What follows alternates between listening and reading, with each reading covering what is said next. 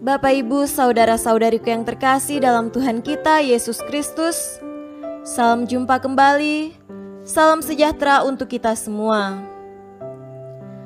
Hari Kamis 14 Mei 2020 adalah Pesta Santo Matias Rasul.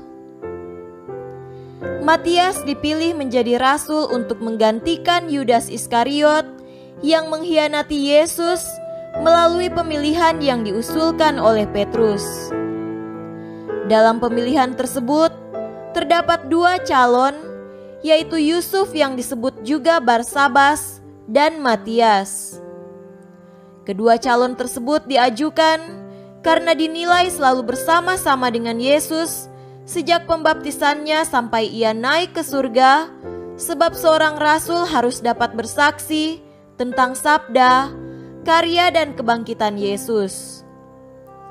Setelah mereka berdoa bersama dan membuang undi, akhirnya pilihan jatuh pada Mesias. Semenjak itu, Matias menjadi penggenap bilangan ke-12 rasul. Merekalah yang menjadi pengemban utama tugas menyebarkan kabar gembira ke seluruh penjuru dunia. Matias dilukiskan dengan sebilah kapak dan buku putih terbuka yang bertuliskan Super Matiam. Marilah kita mendengarkan dan merenungkan bacaan-bacaan kitab suci.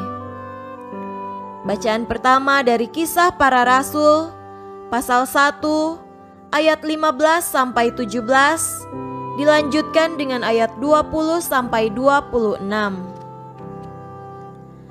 Pada hari-hari itu, berdirilah Petrus di tengah-tengah saudara-saudara yang sedang berkumpul itu, kira-kira 120 orang banyaknya, lalu berkata, "Hai saudara-saudara, haruslah genap nas kitab suci yang disampaikan Roh Kudus dengan perantaraan Daud tentang Yudas, pemimpin orang-orang yang menangkap Yesus itu.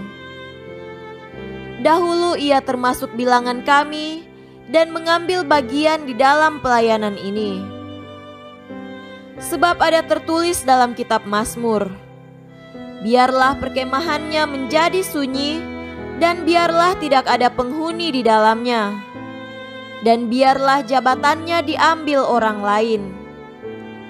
Jadi harus ditambahkan kepada kami seorang dari mereka yang senantiasa datang berkumpul dengan kami selama Tuhan Yesus bersama-sama dengan kami, yaitu mulai dari pembaptisan Yohanes sampai hari Yesus terangkat ke sorga, meninggalkan kami untuk menjadi saksi dengan kami tentang kebangkitannya." Lalu mereka mengusulkan dua orang, Yusuf yang disebut Barsabas dan yang juga bernama Yustus, dan Matias. Mereka semua berdoa dan berkata, "Ya Tuhan, Engkaulah yang mengenal hati semua orang. Tunjukkanlah kiranya siapa yang Engkau pilih dari kedua orang ini untuk menerima jabatan pelayanan, yaitu kerasulan yang ditinggalkan Yudas yang telah jatuh ke tempat yang wajar baginya." Lalu mereka membuang undi bagi kedua orang itu, dan yang kena undi adalah Matias, dan dengan demikian ia ditambahkan kepada bilangan ke-11 rasul itu. Demikianlah sabda Tuhan. Syukur kepada Allah. Tuhan beserta kita sekarang dan selama-lamanya. Inilah Injil Yesus Kristus menurut Yohanes. Dimuliakanlah Tuhan. Injil Yohanes pasal 15 ayat 9 sampai 17. Seperti Bapa telah mengasihi aku, demikianlah juga aku telah mengasihi kamu. Tinggallah di dalam kasih-Ku itu. Jikalau kamu menuruti perintah-Ku, kamu akan tinggal di dalam kasih-Ku, seperti aku menuruti perintah Bapa-Ku dan tinggal di dalam kasih-Nya. Semuanya itu Kukatakan kepadamu, supaya sukacitaku ada di dalam kamu, dan sukacitamu menjadi penuh. Inilah perintahku, yaitu supaya kamu saling mengasihi seperti aku telah mengasihi kamu. Tidak ada kasih yang lebih besar daripada kasih seorang yang memberikan nyawanya untuk sahabat-sahabatnya. Kamu adalah sahabatku jikalau kamu berbuat apa yang kuperintahkan kepadamu.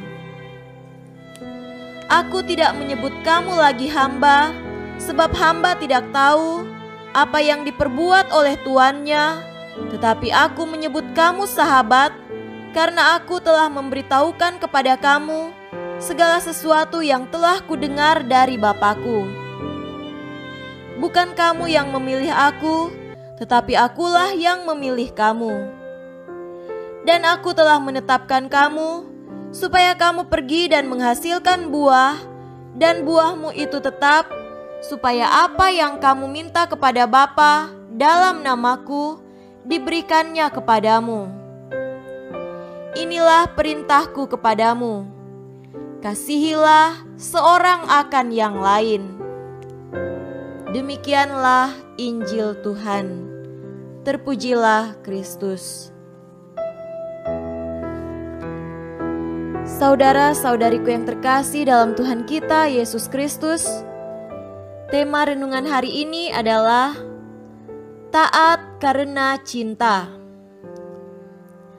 Aldi, anak yang patuh. Ia senantiasa taat kepada ayahnya. Apapun yang dikatakan sang ayah akan dilaksanakannya. Hal itu berbeda ketika ia berhadapan dengan ibunya. Ia selalu membantah perkataan ibunya. Ia berani untuk melawan ibunya. Ia yakin bahwa ibunya sayang dan tidak akan menghukumnya. Sedangkan ayahnya adalah seorang yang keras dan kasar. Ia selalu menghukum anak-anaknya kalau mereka tidak sependapat ataupun tidak patuh. Jelas bahwa Aldi taat karena ia takut dihukum. Ketaatan semacam ini sungguh muram dan berbahaya. Orang taat karena takut tidak memiliki kebebasan hati. Ia terpaksa untuk taat karena ancaman hukuman. Saudaraku terkasih, Yesus dalam bacaan Injil pada hari ini mengajarkan bahwa ketaatan mesti dilandasi dengan cinta. Tinggallah di dalam kasih-Ku. Jika kamu melaksanakan perintah-Ku, kamu akan tetap tinggal dalam kasih-Ku. Hati yang tanpa cinta akan bersungut-sungut melakukan sesuatu, penuh perhitungan untuk taat, bahkan enggan mengorbankan kepentingan diri. Sebaliknya, hati yang dipenuhi cinta akan dengan sukacita untuk melakukan sesuatu. Orang yang demikian selalu ikhlas untuk taat. Apabila ketaatan itu menuntut pengorbanan, ia rela melakukannya. Dengan demikian, cinta membantu kita untuk membaktikan kebebasan kita dengan bersikap taat. Saudara-saudari yang terkasih dalam Tuhan kita Yesus Kristus, mari kita mencermati kembali motivasi ketaatan kita. Apakah kita taat karena takut atau karena cinta?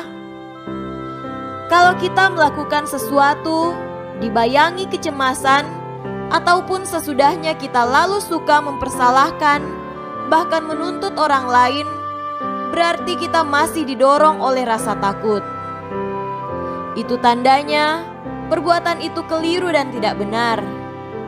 Itu juga bisa dikategorikan sebagai perbuatan dosa. Kalau kita melakukan sesuatu dengan bersemangat, sukacita dan siap untuk berkorban, berarti kita didorong oleh cinta. Dengan mencermati sikap ini, kita dapat memurnikan motivasi kita. Lalu kita bisa membebaskan diri dari rasa takut dan belajar untuk lebih mencintai. cinta selalu membebaskan seseorang untuk bersikap taat. Semoga demikian. Amin.